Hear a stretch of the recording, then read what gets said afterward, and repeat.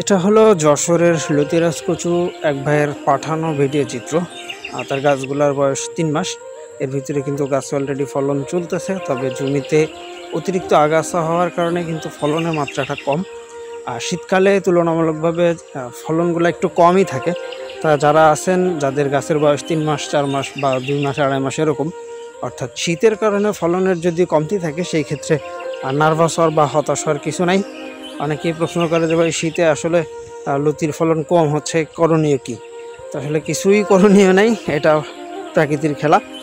এই যে দেখতেছেন এইদিকে বেশ কিছু গাছ আছে যেগুলোতে মোটামুটি ফলন ভালো, আবার কিছু কিছু গাছ অলরেডি ফলন কমে আসছে।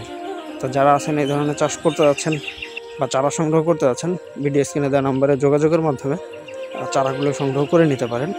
আর চাষ সম্পর্কে যে কোনো ধরনের তথ্য বা পরামর্শের জন্য সরাসরি আমাদের সাথে যোগাযোগ করলে ২৪ থেকে ৪৮ ঘন্টার ভিতরে মূলত আমরা চারাগুলা পাঠিয়ে দিতে পারবো।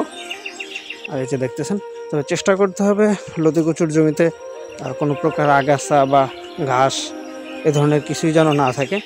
আবার অনেকে প্রশ্ন করে যে আগাছা নাশক ব্যবহার করা যাবে কিনা। আসলে লতি কচুর জমিতে কিন্তু আগাছা নাশক কিছুই ব্যবহার করাটা উচিত না, আর যেটাতে গাছের ভালো একটা ক্ষতি হয়। তো এই বিষয়টা সবাই মোটামুটি একটু স্মরণে রাখতে হবে। আগাছা যা আছে ওগুলো মোটামুটি নিজেদের কষ্ট করেই পরিষ্কার করতে হবে। যে দেখতেছেন মোটামুটি মাত্র ৪৫ দিন থেকেই কিন্তু এগুলোতে ফলন আসা শুরু হয়। সবাই ভালো থাকবেন।